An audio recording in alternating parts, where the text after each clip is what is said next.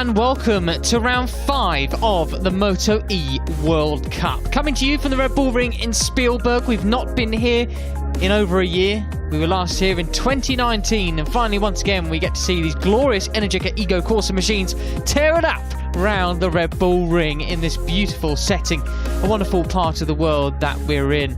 My name's Matt Dunn, alongside me as ever in MotoE is Neil Morrison. Down in pit lane we have Fran Wild, and are you sure it's 31 degrees Celsius outside? It doesn't feel that hot, but maybe it's just because I was in a bit more shade on the walk to the commentary box. Either way, excited for this one. It's been a very exciting set of free practice sessions in MotoE. We have Fermin Aldeguer, the rookie, on top of the times. He'll be taken off last in the e-pole session coming your way very shortly. These are the free practice combined times in the reverse order of how they'll be starting. So it's Fermin Aldeguer from Matteo Ferrari, Lucas Tulovic on his first visit to the Red Bull Ring in MotoE, Dominic Aegerter, Jordi Torres, Xavi Cardelus, Eric Granado, Kevin Zanoni, and your World Cup standings leader Alessandro Zaccone there in 9th position. Mikel Pons was 10th from Hikaru Kubo, Corentin Perilari, Yoni Hernandez, Maria Herrera, Andrea Mantovani, Jasper Iwema, Andre Perez, and the all-new replacement rider Stefano Voltolini replacing Mattia Casadei this weekend, who suffered a positive COVID test before coming out here. So we hope you're asymptomatic and on the road to recovery, and a negative test very soon, Mattia. So they will be starting with Stefano Voltolini in first, taking to the track to complete a warm-up lap, a flying lap, and an in-lap. And there they are, all lined up in pit lane, ready to go. And Neil, well, quite excited about this one. We come into the MotoE World Cup standings, World Cup round 5, with Alessandro Zaccone leading the standings, 70 points to his name, 7 points back is Jordi Torres, 53 points to his name is Eric Granado, and Dominic Aegerter in P4. And I would say they are the 4 riders in the driving seats, in the hot seats for the World Cup win this season. What do you reckon? I think I would agree with you, Matt. Absolutely. Mattia Casadei was a further 10 points back of Domi Aegerter. I would have maybe put him in the running for maybe a championship fight, championship battle, with 3 races still to run. But obviously the fact that he's not here this weekend means that, well, Casadei pretty much is out of the running of the championship. And big things to expect and to ask of this young man coming here on his MotoE debut. New track to learn, new bike to learn as well for Voltolini. Let's see how he does in the e-pole session just about to come up. He is a Seek 58 rider in the Italian Supersport Championship, if I read my notes correctly then. So he is very familiar with that team, of course. And I think we also saw him in the Moto3 World Championship some years ago for a singular season. Little success sent him back to race it out in Italy. There is Andre Perez, finished up in 17th position in the free practice sessions. Fair play to Valtellini, got to say, Neil, 3.2 seconds off the pace, ain't bad over 3 free practice sessions, your only time on the bike. Good on him. Exactly, good on him. Yeah, these guys haven't just had 4 races so far this year. They've also had a full pre-season of testing on this machinery, which is fairly unique. That's Jasper Iwema. He'll be the 3rd man heading away after Andre Perez, 16th in free practice standings. And well, always smiling, always laughing is Jasper Iwema. Yeah, just absolutely loves it, loves the lifestyle, loves being back in the Grand Prix paddock, doesn't he? Not too much success last time out in Assen, his home race. Ivamania just missed out on a singular point. Maria Herrera beat him to that one across the line. Unfortunate for him, but we are getting ready to head out on track. The riders be coming under the bridge one by one at steady intervals, and it is Valtellini. We're getting ready to head out towards the end of pit lane now. The big test comes right now. Will he cross underneath the bridge when the light goes green? Because it sounds easier said, it's easier said than done in reality. But as he heads out onto the track, I think we can pass down to pit lane with Fran Wild. Fran, give us an update. How's everything looking down there? How are you? Are you looking forward to this? Hello, wow, thank you. That's a very friendly greeting. Yes, it's a lot hotter outside than I'd anticipated when we're down here for rather a long time for this e-pole session. Pretty humid as well, but I think so far so good with the weather. Looking at the forecast, we were getting a little bit nervous. Will we have that new procedure for the 15-minute session in the wet? But so far so good. pretty much ready to rock and roll. We've got the MotoE guys down one end, rookies preparing in the middle, and yeah, ready to see what this session has in store. Yeah, pit lane must be absolutely jam-packed with people, aren't they? But Valtellini, well, first things first, absolutely correct. Under the bridge when the light showed green, that is the main thing. And off he sets off down through turn 2 now, up towards turn 3 on this glorious Red Bull Ring circuit. Yeah, that is Mantovani getting ready. Andrea Mantovani, currently 15th in the championship with 12 points to his name. Hasn't set the series alight this year, but has had a couple of decent point scoring finishes so far. He'll be the 4th man away. As you can see, we're basically working up the order on the left hand side of your screen in reverse. So Valtellini first, then Perez, Ivma, Mantovani. Fermin Aldeguer will be the last to head out, courtesy of his fastest time in free practice. You're going to cast your minds back to several weeks ago. It was Eric Granado who took victory last time we were out in Assen, just before the MotoGP summer break. A class ride from Eric just across the line, 8 tenths ahead of Jordi Torres and Alessandro Zacconi. Just eked out enough of a gap and not succumbing to any sort of pressure in those final couple of laps, while Zacconi and Torres got a bit feisty in that final sector as well. What a race that was. And so Eric Granado able to run away with victories and keep out of trouble and fight it with the best of them, putting him back in a very competitive edge for the remainder of the World Cup series this season. Yeah, it seems like a lifetime ago, doesn't it, Matt? The Dutch TT at Assen back in June, 6 weeks ago, I think that is. And well, yeah, as you said, it was a comfortable win in the end for Granado, but it was a 3-rider fight for that victory. I think up until the second last lap, Jordi Torres said a little mistake on the penultimate last lap led to him losing just a touch ever so slightly with the Brazilian up ahead, and well, that gave Granado some breathing space. But then we saw some real bruising racing between the guys in second and third, Torres obviously and Zacconi, and yeah, Torres coming out on top. So good stuff for the championship. That Torres now just 7 points within range of Alessandro Zacconi, and not much to choose between the pair of them with 3 races to go. We'll pass down to Fran. I was just going to add there, yeah, about Jordi Torres. It had been kind of one of the themes of his season so far, saying, oh, I need to be more aggressive, I need to be a little bit more aggressive. But I think being one of the older and most experienced riders in the field, he's always been a little bit reticent to risk making those big mistakes. We saw that incredible consistency last year and this year already. But in Assen, yeah, those elbows really were out, him and Zacconi. And he said on Thursday here, coming into this weekend, he's ready to try and continue that. So hopefully we'll get some more of those fireworks, which were just perfectly on the limit, I think, to thrill everyone and not create too many disasters and dramas either. Yeah, absolutely right, Fran. Jordi Torres was happy to have refound his aggression back at the Dutch TT before the summer break. And we have this weekend here, MotoE race, the 5th round of the season. And then, of course, we have a double header, Matt, coming up to end the MotoE World Cup season in Misano. So lots to play for when we go to Italy in September. Yeah, exactly. 3 races left in the MotoE World Cup for 2021. Who will remain victorious? We have had 1 flying lap in already as Andre Perez comes around the final corner to begin his flyer.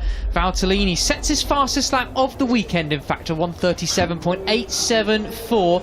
His previous fastest was a 1:38.3, so fair enough. Over 1 lap, managing to go half a second quicker. Fair play. That takes guts, as we see Andre Perez getting skatey all over the place in towards turn 1. That's what you just love about MotoE. Okay, there's very little engine noise in comparison to perhaps a monstrously screaming, roaring MotoGP bike, but you get to hear all the other ones, the squealing tyres, the knee sliders on the ground, the chains whirring round. Oh, a whole new world you enter listening in to MotoE. What will Perez be able to do on this lap? 6 tenths slower already than Valtellini, which is a shame for him. We did just get a look at Hikari Okubo getting ready to put in his lap in a short while time as well. Yeah, it was spectacular stuff from Perez up into turn 1, getting it all crossed up and sideways, but he was a bit wide there, and that's obviously where he's lost the majority of his time early on. Andre Perez, the Portuguese rider, we've said it a few times before in MotoE this season, a man with such a varied CV that the like of which we're not really used to seeing in Grand Prix racing, even in MotoE where, and Perez has made a real mess of that. Wildly over track limits there. Unfortunately, this lap has gone then, and he'll be starting from the back of the grid, I think. But yes, Perez, what a CV he's got. It's like he's on a bucket list of what races and championships he can compete in whilst he's a motorcycle racer. Exactly, yeah. Former road racer, TT competitor on the Isle of Man, Portuguese superbike rider, and now MotoE World Cup rider. Macau Grand Prix as well. Yeah, and as you can see there is confirmation. Perez lap time cancelled. So basically, anytime you run off the track or you exceed track limits, as Perez has just done there on the exit of turn 6, well, it's game over, I'm afraid. I reckon some Moto3 riders will still try and argue that one. Yeah. Yeah, Perez was just, well, that was a really messy lap. Lots of mistakes from him. Didn't look comfortable on the bike at all. And we have to say, Matt, I mean, we've seen the track limits and exceeding track limits come into play quite often in the MotoE pole sessions that we've had so far this year. And, well, for the last week, we haven't seen quite a lot decided by the track limits. And Jasper Iwema basically ruins his whole lap from trying to avoid exceeding the track limits there on the exit of turn 1. So difficult this. You have one lap, one opportunity to get it right. Eminem would love MotoE e-pole, but as we see with Iwema just getting very squirrely on the brakes into turn 3 there as well. Marc Marquez. Yes, absolutely, that's who I meant. He probably would, to be fair. He probably quite enjoyed just one lap all out.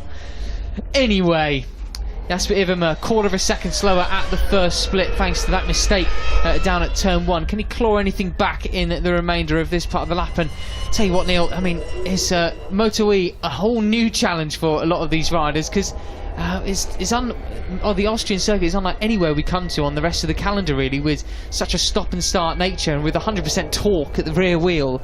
I mean, got to be careful with the throttle. Remember that it works both ways. Absolutely, yeah. And no surprise to learn that this track, the Red Bull Ring, is the track where the riders have the throttle open full for the most or the highest percentage off the lap of any circuit that we go to on the calendar in this MotoE World Cup. These guys use full throttle 51% off the lap. Wow, which is quite something.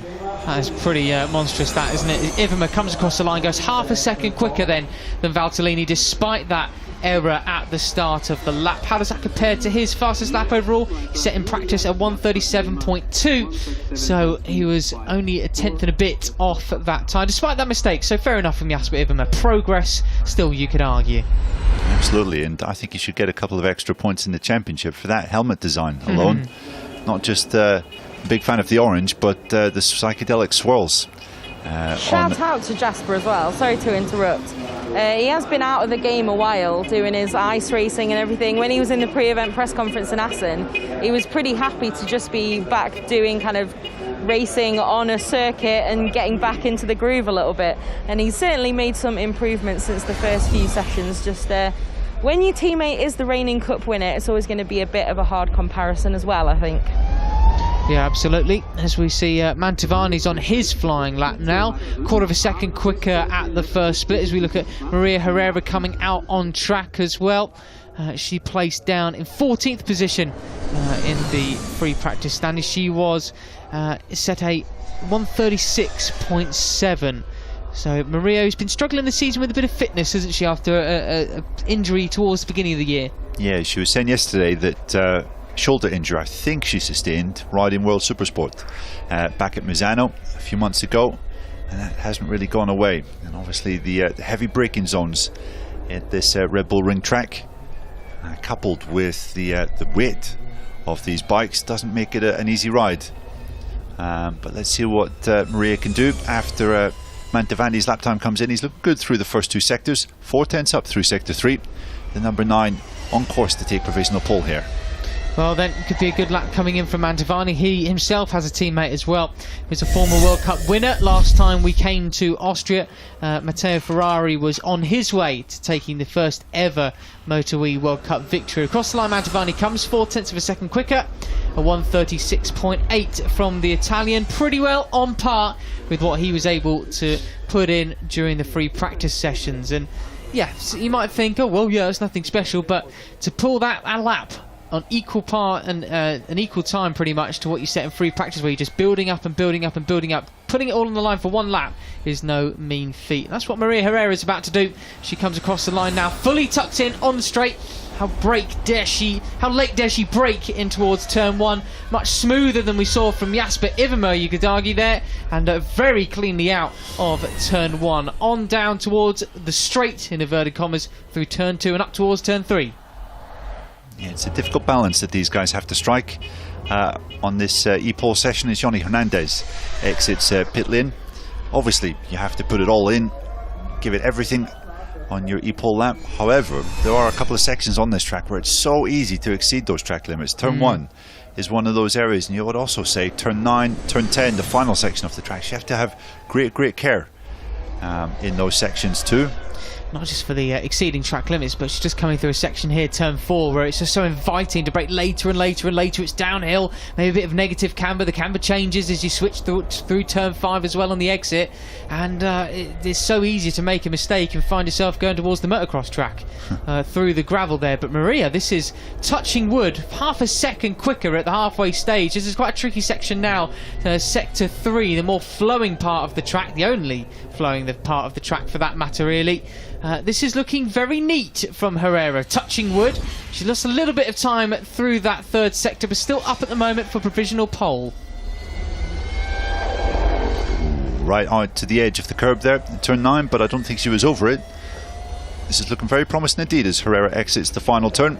Out of turn 10, coming across the line, she is on course to go to the provisional pole, and she takes it by 1/4 of a second. The shake of the head though indicates that she's maybe not that satisfied with how that was. How does that measure up with her free practice time? A 36.6, Matt? Yeah, 1/10 of a second quicker than she was in free practice as well. So still more in the tank left for Maria Herrera. Could we see some of that in tomorrow's race, getting underway after all the other action as well on track? This is Corentin Perilari, the Frenchman, getting ready to head out. We know we have Yoni Hernandez already on track. Here he comes then, the Colombian. He will be starting his flying lap now. And have we had MotoE sharing a track with the Red Bull rookies so far this year? I think we might have done actually in Jerez. MotoE at Jerez? Yes, it was. So yes, he will be keeping a close eye on his fellow countrymen, perhaps slightly inspired by Hernandez's MotoGP antics in years gone by. David Alonso racing very shortly after MotoE in the Red Bull rookies. This is the ever spectacular Yoni Hernandez. Surprised he wasn't getting so out of shape and sideways into turn 3. Would have thought he'd be a fan of a Scandinavian flick around that part of the circuit, to be honest. Yeah, very under control by Yoni's standards. He has experience of this track from his days in MotoGP back in 2016 when he was riding, I think it was for the Aspar squad in that particular season, riding for Ducati. And of course, we also have some MotoE experience. We didn't come to the Red Bull Ring with this series last year, but back in 2019, the first year of the MotoE World Cup, we came here and it was an all-action fight, wasn't it, Matt? It was a pretty exciting event that we had here. Yeah, it was a wet qualifying or race. I forget which one it was. Wet race, yeah. Eric Granado went down on the white as well, because we'd just seen on the white lines, I should say. We had just seen a couple of riders in the Moto3 and Moto2 MotoGP warm-ups go down, and I don't think he was watching the warm-ups at that time because he just made the same mistake as everybody else. But anyways, Yoni Hernandez across the line, 0.6 of a second quicker, down towards the 1:35s. How does that compare to Hernandez's free practice time? 0.4 of a second quicker over one lap. So excellent stuff from Yoni. He now moves into provisional pole. Who is next up? It will be Corentin Perilari for a flying lap. Hikaru Kubo about to head out on circuit. Yeah, that means Jasper Ivermo has to vacate his space in the Parc Fermé. Unfortunately, we have a rolling Parc Fermé, of course, for the e-pole sessions. I just see Kubo salute his machine there as he was about to head out on track. That is really, I'm a fan of that. As we see Perolari come round, successfully navigate his way through turn 1, and now on his run up towards turn 3.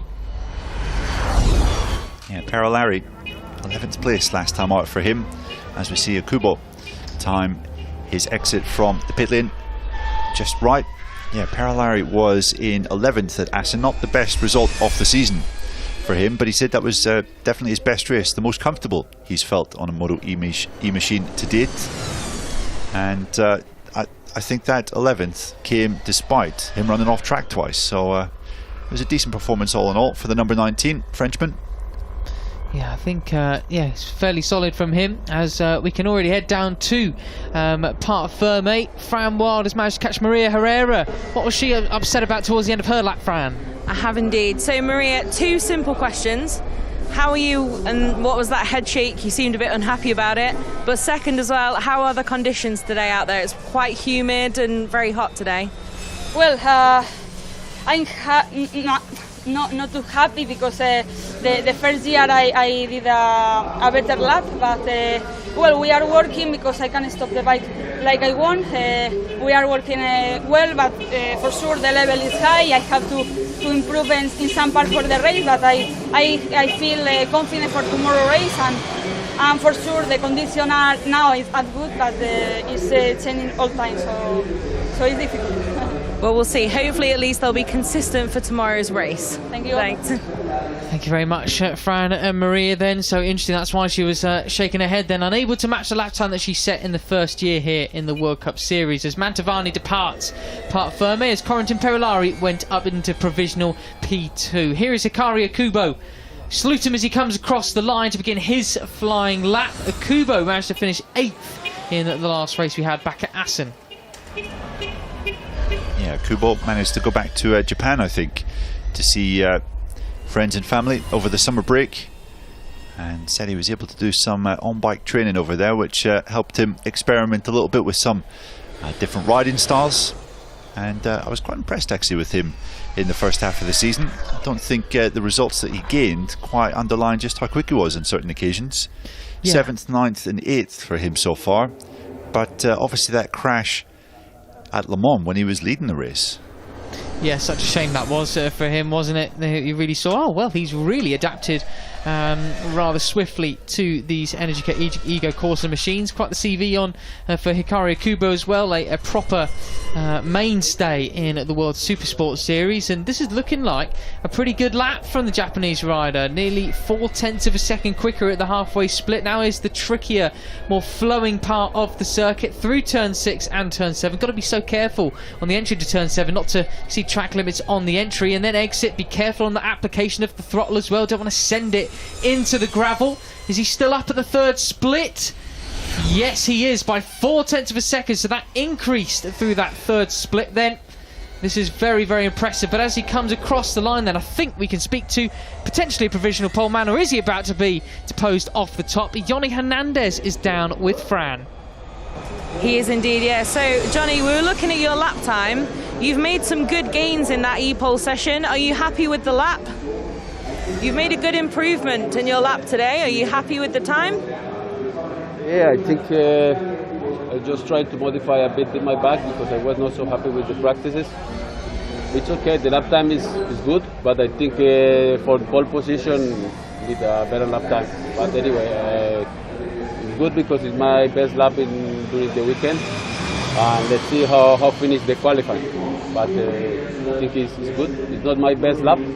I try to adapt my riding style for one lap because it's my first time I'm doing this kind of qualifying. But anyway, we'll see how finish the qualifying, and let's see where we are. We will, and your riding style, like you say, a little bit more sideways. Thanks very much. Thank you very much, Fran and Yoni Hernandez. Speaking of sideways, that rear tyre screeching from Mikel Pons' machine as he tips it in towards turn 3. That lap from Akubo, Neil, wowee, a 1:35.5. Well, that would have put him inside the top 4 in the free practice session, so that was incredibly quick. Looks like conditions are indeed prime. He's pushed Hernandez down to P2 provisionally at the moment. What about this lap from Pons? He's lost a fair bit in that second sector. Yeah, he has. Mikel Pons hasn't quite shown the capabilities that we saw at certain points this year. Obviously, he won his first ever MotoE race, and the first MotoE race for the LCR team back in Barcelona. He's qualified on the front row at Le Mans, but we haven't really seen that sort of pace from the number 71 here this weekend. Down in 10th in the combined free practice standings, and doesn't look so competitive here. He might well scrape second place from this lap, because Akubo's advantage over Hernandez is 0.42. Going to have to pull something special out the bag from this final corner then. Full gas, keep it tucked in as much as you possibly can. Across the line he comes then, Mikel Pons. He goes provisional P3. So for now, Hernandez stays in second. Akubo keeps that provisional pole position. Who is next out on track at the moment then? It is our championship leader, Alessandro Zacconi. Coming up next, that is Eric Granado, third in the championship. Been to the Barbers recently, and mate, he's always been to the Barbers recently. He is freshly trimmed wherever he goes. He will be a future episode, by the way, of the MotoGP podcast, Last in the Breaks, with myself and Fran. Next episode is actually Jorge Martin, but after that, Eric Granado, learning about his story and when to make decisions on which rides to take, what championships has been the sort of the main topic of that one. Very, very interesting indeed, particularly with the current rider market. But more on that later. Zacconi, how can he fare in this lap time? Sector 1 is a personal best, 0.037 over at that first split. yeah, and just like Pons, Zacconi hasn't quite shown, well, potential to be up with the leading guys all weekend, and well, it's a bit of a dangerous game to be playing for the championship leader. Obviously that championship lead has come down recently. We've just come to expect Zacconi to be quick and fast everywhere we go. This is a man that not only leads the championship, but well, has finished on the podium on 3 out of the 4 races. Yeah, not looking, well, I think he looks pretty smooth, to be honest, but the times tell a different story. He lost 0.4 of a second in that second split alone. But what about the third one? Maybe he's feeling more comfortable in this section of the circuit. But I remind you, 7 points in hand he has at the top of the standings, does Zacconi.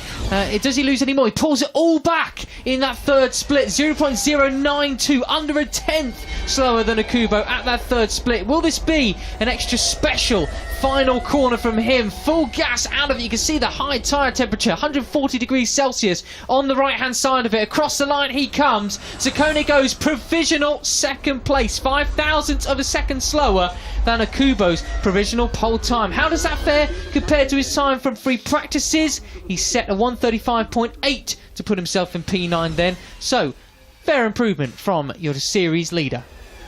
Yeah, fair improvement indeed. We're seeing that from quite a lot of the riders actually, improving on their free practice times. That gives us an indication that track conditions are perfect, as we see Eric Granado ready himself before exiting pit lane on that One Energy machine. Beautiful looking bike with the black, red and purple. And also with Granado's sort of luminous yellow. Really, really cool livery, that. Big fan. Well, what about this then? This has by far been the best we've seen from Kevin Zannoni since he entered the MotoE World Cup Series this year.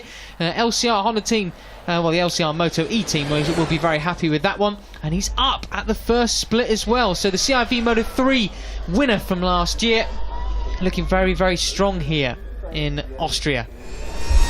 Yeah, Zannoni, as you said, Matt, this is probably the strongest we've seen from the Italian in this MotoE class. Yet to score a top 10 finish in the races we've had this year. Another one of the rookies coming through. Well, it's been a bit of a surprise to see him outperforming his teammate Mikel Pons, because it's been certainly the other way round in that team all the way through this year. Interestingly enough, Akuba must have done something pretty special in that second sector then, because it seems everybody's fairly in touch with it. You do see quite commonly throughout the other Grand Prix classes, Sector 1 is a singular corner to navigate, but Sector 2 is also quite simple in that aspect too. But what can he do in this third split? He's about to come over the intermediate 3 now. Is he in touch? No, he loses a little bit more time there, but not quite so much. So Zanoni, see what time he does pull off at the end of this lap. Then would be a shame to see him not continue that form he's been putting in so far this weekend. It would be, yeah. I think he might struggle to be inside the top 4, maybe even the top 5 with this lap. Kevin Zanoni crosses the line, goes to 5th, just behind teammate Mikel Pons. So, yeah, as you say, Matt, a little disappointing for him. Not quite the potential that we saw in free practice. Yoni Hernandez, as cool as you like, sat there in the Parc Ferme as we have a look at, that's Xavi Cardelus, of course, number 18. He's set to go out very soon indeed after Eric Granado. Another rider like Zanoni, who, to be honest, quite surprised to see him up in 6th place. But I tell you what, whilst we are waiting for various riders to complete out laps and then start flying laps, we can head back down to Fran in Parc Ferme, because she's got Alessandro Zacconi there with her. Oh, as Eric Granado has a massive moment out of turn 1. Apologies, Fran. That could be his lap scuppered then, but to have a chat to Zacconi, let's see what he thinks. Okay, we'll try again, take 2. Hopefully that wasn't too dramatic. I'm not actually able to see the screen. Alessandro, you saw that, but you've had a little bit more of a tougher weekend so far, but you've made some gains in qualifying. Are you feeling a little bit better now for the race tomorrow, when the points are on offer on Sunday, of course? Yeah, we started in a difficult way because I crashed in the first session at the second lap, but and it was far, but every session we improve a lot. And every time that I enter in the track, I'm faster, so it's not bad. I think that tomorrow we will be there. Yeah? Well, thanks very much for talking to us. Thank you very much, Fran and Alessandro Zacconi. So then we look at Eric Granado, been a much cleaner lap, but I tell you what, looks like it might have spooked him a fair bit. He is 9/10 of a second slower. That would put him outside of the top 6 of the riders so far, which would be a disaster for Granado at this stage, Neil. It really would, yeah. If Granado is on the back 2 rows or even the back 3 rows, that's a lot of ground to make up. He's pulled a little bit of time back through sector 3. You can see he's really in the groove now. But I think it might be too little too late for the Brazilian. He will be struggling to get inside the top 6 here. You can see shaking his head as he comes across the line. Granado is 7th. Wow, that is drama already here in MotoE then. One of the series contenders well down on the grid for tomorrow's race, and that's reaction from the series leader Alessandro Zacconi, and then Yoni Hernandez, his teammate next to him. Eric Granado starting from that sort of position at the moment. Well, if there's one positive, we did speak to myself and Amy to Matteo Ferrari as we look at Granado. Goodness me. Proper bunny hop. Do you see the deformation of that rear tyre? Oh my goodness. The only good news is we have seen so far this year riders are able to come through from the back of the grid, as we saw Matteo Ferrari do in the first round at Jerez. So not all is lost for Eric Granado as we see Xavi Cardelus, the Andorran rider, just begin his flying lap as well. Remember, Granado technically has already made a comeback from pit lane. It just didn't end quite as well as he would have wanted, but he was really catching the field then. But I'm sure the very last thing he wanted was more dramas this weekend, so let's see. Of course, after Egerton made that mistake in Assen, it's him and Granado 17 points down, and then Jordi Torres closer. But if Zacconi's not having the strongest weekend of his season so far, it's playing into his hands so far with Granado down there. Yeah, absolutely. Playing into Jordi Torres' hands as well, with both of those guys not quite on the pace. And well, Granado has been in pole position every race so far this year, Matt. 4 straight poles he had before this, so for him to potentially be outside the top 10 in today's e-pole session, well, I would say that's nothing short of disastrous.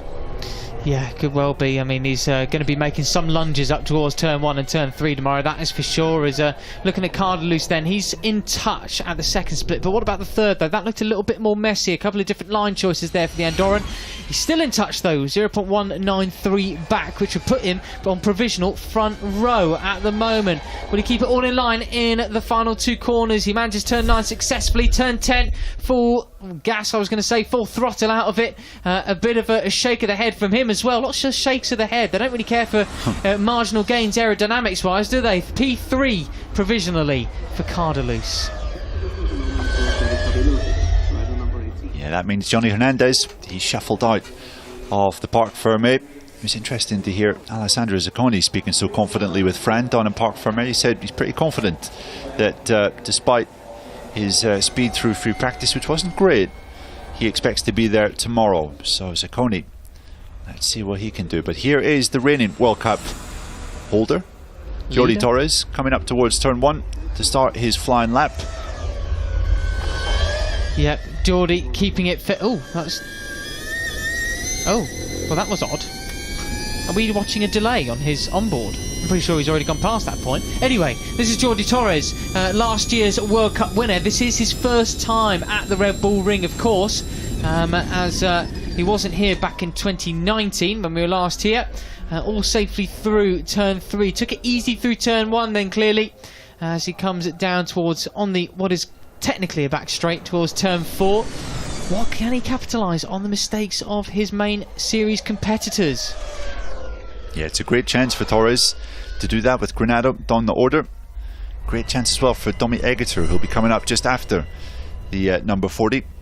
I'll tell you what though, it's not looking very good for Jordi. He's outside the top 4 provisionally with that sort of split time, as he's we're on board with him through turns 6 and 7. Yeah, and then he, on the left side of his tyre, switches to the right.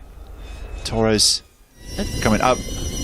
I'm sure there's a delay on the onboard camera. I'm getting very confused now. I don't actually know where he is on track. I think we need to stick with the track feed for that, because that's clearly a bit out of sync. But this is Torres. Well, we're in touch. 0.2 of a second there at the third split. Keeps it inside track limits for the final corner. No, we want to see him come across the line in real time, really. He goes to 4th place. Well, you can see there's not so much in it at the top of this MotoE session, just 0.16 off for Torres, but that means he's off the front row. And well, with 3 of the weekend's fastest guys still to come, Torres could well start from the 3rd row off the grid for tomorrow's race. Zacconi looking pretty relaxed, and with good reason, because that's obviously his chief contender who'll be starting behind him on the grid, as Lukas Tulovic readies himself before his e-pole lap. So we've got Egeter next up, then Tulovic, Ferrari, and Fermin Aldeguer will be the last man to go. I'll tell you one thing, Neil, it really goes to show how strong that lap was from Akubo. 135.5 would have put him, as I mentioned, inside the top 4. Would have beaten this man here, Dominic Egeter's time.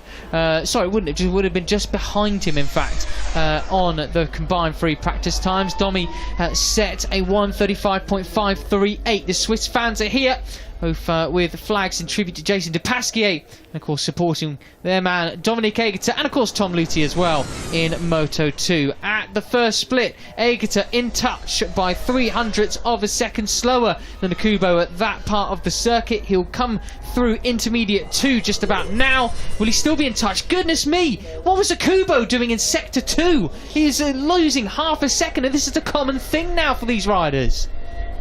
Yeah, Kubo absolutely nailed that sector 2 down into turn 4. I thought Domi Egeter a great style hanging off the side of the bike, but not quite as effective as his Japanese competitor, as here he comes cresting up on the exit of turn 8 into turn 9. What can the Swiss rider do? 0.3 of a second off. Could be on course for, well, I don't think it's going to trouble the first 4 names here, Matt. Wow, this is a real interesting e-pole in terms of the World Cup standings, isn't it? Out of the final corner he comes then, Egeter, nearly across the line. Will he claw anything more back? Where will he place? Egeter finishes 0.2 off P5 for now then. This is just fascinating for tomorrow's race, isn't it?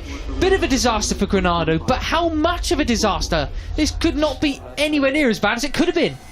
Yeah, because his 3 principal challenges in the championship, well, they haven't really shown their best just yet. Zacconi 2nd, Torres 4th, Egeter 5th, and Granado down in 10th. So what a chance maybe for the likes of Matteo Ferrari to get himself back into the fight. Yeah, he does say that he reckons the championship is still within reach for him, even with that, especially with that 2 double header at Misano. Here's Tulovic running it right to the edge out of turn 1 for his flying lap. Yeah, I was just about to say that. Ferrari obviously has a great record at Misano. Double victor there in 2019. Good record there last year as well. And well, Ferrari sitting 30 points off in the championship. Yeah, with 75 still to play, it's a big ask. But with that doubleheader coming up, if he can get ahead of his 4 principal challengers in the championship at this round, then maybe there is still all to play for. But anyway, let's focus on Lukas Tulovic as he speeds down towards turn 4. One of the only riders I think we've seen recently in touch and quicker than Akubo in Sector 1. But what about Sector 2? He pulled off wonders there in his lap, did the Japanese rider, and he, well, seemingly out of touch from Lukas Tulovic as well. 0.2 of a second slower now he is at the halfway split of the track. Can he claw anything back in this third sector then? Navigates his way through turn 6, through towards turn 7. This is Tulovic, a bit of a one-lap specialist in MotoE as well. Would love to see him convert that into some podiums and wins again in MotoE. Here through towards turn 9, he's under once again at the third split. This could be a new E-pole, provisional pole position in the electric class. One more corner to go. Out he comes, easy on the throttle there, eaching towards the edge of the track limits there as well. Fully tucked in on that long lanky frame. He does it by 1/4 of a second. Tulovic on provisional pole. That's a special lap because that would have been second fastest in all of the combined free practice times. Super stuff from the German. Could well be his 3rd front row finish of the year. And finally, Hikaru Okubo has been deposed at the top, a position that he had held for such a long time. Great stuff though from Tulovic, especially in the second half of that lap. And you can see just how pumped he was coming across the line. And that is the man. That's not Matteo Ferrari, that is Fermin Aldeguer, who's getting ready to go out on his E-pole lap. Matteo Ferrari has just taken across the line to start his lap. Here we go, back with the 2019 World Cup winner. Yeah, he does have plenty of experience round here. Will he put it all together for this one flying lap? Fermin Aldeguer might have been quicker in the free practice sessions, but he did struggle. He did that in Barcelona, but then struggled in E-pole over one lap. Will he have learned lessons from the round in Spain as we look at Matteo Ferrari? 0.021 under at the first split from Tulovic's time. What about this second split though? Will he lose a little bit more or will he be quicker still? This is great from Ferrari. He had some fighting talk coming into the weekend saying he still thinks the World Cup lead could well be in his grasp with these 3 races yet to go. 75 points and he's under once again in that second split. Yeah, that bodes really well because we've spoken about how quick Okubo was in those first 2 sectors. So if Ferrari is 1/100th of a second up through here, you do fancy that he could be on course for pole position. Yeah, could well be. He's going to pass through intermediate 3 now. What does Ferrari? He loses a little bit in that sector, but can pull it all back in these final 2 corners then. He's got so much experience. His 3rd season on the Energica Ego Corsa machine with that same team. Out the final corner he comes, runs it right to the edge of the curves there. Very cleanly out of the corner. Over the line he comes, and it's provisional second from the 2019 World Cup winner. One more rider to go. Fermin Aldeguer. This means it is at least P4 for Zaccone, at least P1 for Tulovic. Will Okubo maintain his position on the front row for tomorrow's race? Yeah, exactly. Ferrari will be happy with that. At least it is a front row start for him. Tulovic there looking very, very happy with his day's efforts. But let's see what Fermin Aldeguer can do today. He was obviously on the front row for his first ever MotoE World Cup race back in Jerez. That was a stunning performance there, and he's been pretty consistent as of late. He hasn't been so spectacular after a few wayward performances in Jerez and then at Le Mans, but building up some confidence on these machines, and he is up through sector number 1. But by how much? A top speed of 233 kilometres of an hour, 12/100ths of a second quicker at that first split then. And I remind you, I don't think he's got any experience at this track at all, is he? Being so young, 17 years old is Aldeguer. Well, he is seriously impressive, that is for sure. A real name for the future in other Grand Prix classes. Would be surprised not to see him full-time in Moto2 next year. But how about this for now? He's in Austria and nearly 0.2 of a second quicker at the second split. So Aldeguer clearly putting those demons to bed from that one lap disappointment back in Barcelona, getting sideways on the exit of turn 6. This is awesome from the rookie. Yeah, he was able to do 1:35.1 in free practice 3 earlier today. You do fancy he might well have a lap like that in him right now as he comes up into turn 9. Aldeguer still a 10th up. Wow, 2 more corners to go then from the young Spaniard. What a prodigy he could well be, running it right to the edge of the curves. The sun's starting to dip in the sky. Aldeguer comes round. Does he exceed track limits? Who knows? As he comes across the line provisionally, will he be pole position confirmed? He is! 1:35.3 from Aldeguer. How about that then from the fastest in free practice to pole position? I just hope he didn't run it too wide on the exit of turn 10. The exit of turn 9 as well. I think there were 2 occasions right at the end of that lap which might have a few people in the Aspar squad sweating ever so slightly. But Aldeguer certainly doesn't think he went wide, because you can see by his reaction there, absolutely delighted. Fantastic stuff for him. And if that lap does stand, well, that'll be his first pole position in this MotoE class. Massive, massive talent is the rider from Murcia. We've spoken about him quite a lot so far this year. Stepped in to the speed up squad in Moto2 as a substitute rider on a couple of occasions, and just was so fast, so impressive, and his ability to learn from the start is really, really quick. So Aldeguer, we think that is pole position. Hikaru Kubo, well, a shrug of the shoulders as he heads back to his garage. No front row for him, unfortunately, but that was a heck of a performance here in E-Pole. Aldeguer, though, absolutely peaking. You often see riders on this cool-down lap maintain it and keep it like a second flying lap, as it were, but then pitching in at the end just to get a bit more practice time in. But he's so elated of getting that pole position. Well, he's just soaking it all in, isn't he?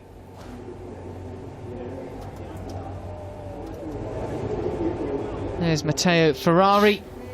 Well, he'll be chuffed with that then. Front row for him. The fight is on for the Italian.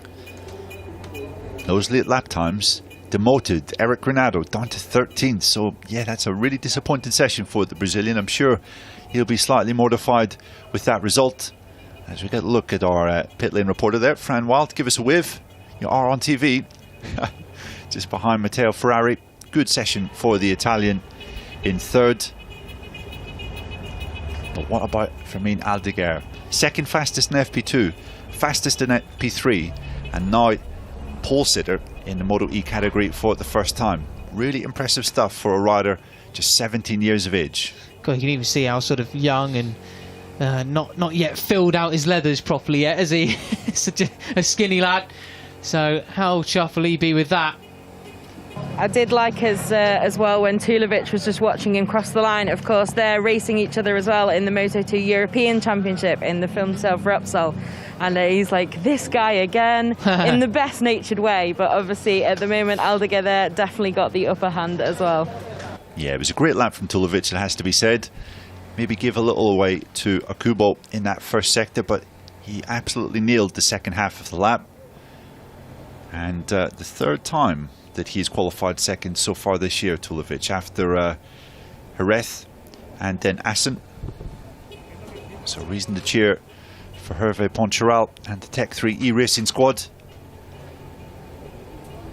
But there is your pole man, a 35.3 for Aldeguer. Still not quite as quick as his time earlier today, but he will not care one bit.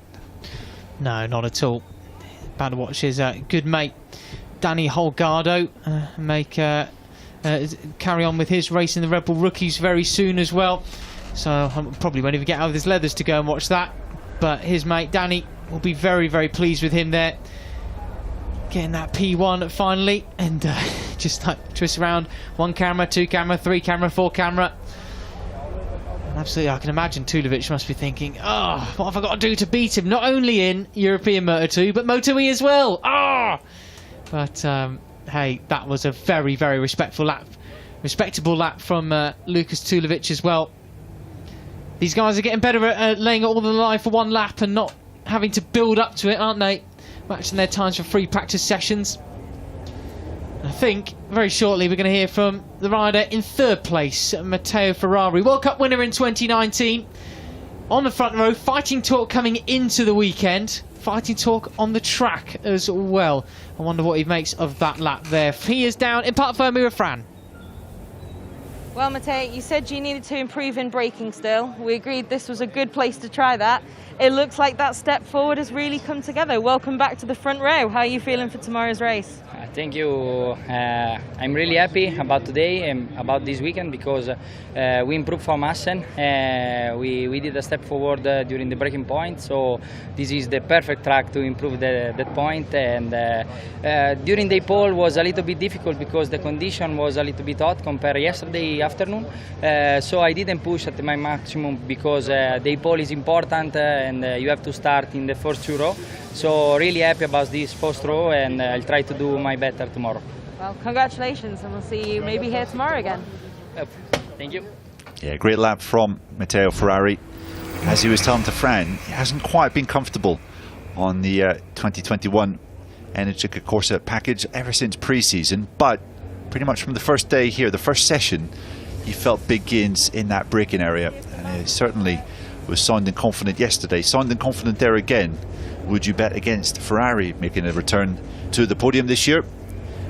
Tomorrow afternoon, I certainly wouldn't. 4th place is his best result so far this year. I would fancy him to improve that tomorrow. What about Lukas Tulovic then? You can see how elated he was with provisional pole. How does he feel about 2nd place though? Still got that ever-present smile on his face though, Fran. He does indeed. So, Lukas, you said e-pole's not a problem. It's not been for you. You've always been fast on Saturday, but you must be happy to get another front row, especially with quite a few other front runners having a few more struggles today here at the Red Bull Ring. Yeah, for the championship, tomorrow can be an important day, especially for some, how you mentioned, some top riders in the championship struggling here a little bit in Austria, especially in e-pole. So it can be an advantage for us, and this weekend has been working very well so far. When I look back 2 years in MotoE, I was really bad on this track, and normally this stop and go is not my strength. So I'm very happy to be fast here this weekend. Also huge thanks to my team, my crew chief. They did a fantastic job with the setting to make me feel comfortable on the bike on this difficult track, because you need the balance between hard braking stability and fast corners. So we did a fantastic job. I did a really good lap in e-pole, only went wide 2 or 3 times, maybe too much. Otherwise would have been pole position, but now front row is amazing, and we can do a lot from there for the race tomorrow. Well, congratulations. We'll look forward to watching you tomorrow. Thank you. Oh well, great stuff from Lukas Tulovic. Always a cracking part firm interview from him.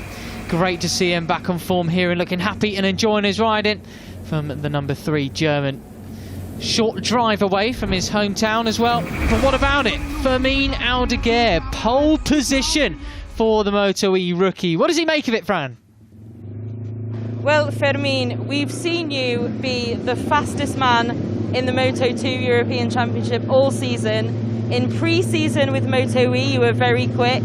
Then you've had some mistakes, some bad luck, but here we are, rookie pole position. Are you happy with that? Yes, I'm very happy with this pole position, because in all weekend we worked too much, and I feel very good from the FP1. Nothing. Thank you to all my team for the work, to my family and all my people. Well, congratulations, first e-pole. Thank you. Excellent work from the 17-year-old Fermin Aldeguer. First pole position, can he back that up with a first podium tomorrow? And I don't have the exact stats at hand, Matt, but I'd be willing to wager a crisp €10 note that is the youngest ever pole sitter we've had in this MotoE World Cup class.